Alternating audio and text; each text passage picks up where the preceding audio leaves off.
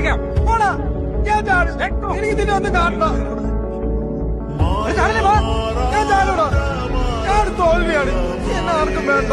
എടാ ആദ്യം പറഞ്ഞ നമ്മൾ സമ്മതിച്ച്, നീയും തോൽവിയാണ്, നമ്മളെല്ലാരും തോൽവിയാണ്. എടാ നീ എങ്ങാനും അവിടുന്ന് ചാടിയിട്ട് ചത്തില്ലെങ്കിൽ പാതി എണ്ണ നിന്നെ കൊണ്ട് ഹോസ്പിറ്റലിൽ ചെന്ന് നിന്റെ മുടി തൊട്ട് കാല് വരെ സ്കാനിങ്, എക്സ്റേ, പിന്നെന്തോ സർജറി എല്ലാം കൂടെ 1.5 അല്ല 10 ലക്ഷം രൂപ പോയി കിട്ടൂടാ.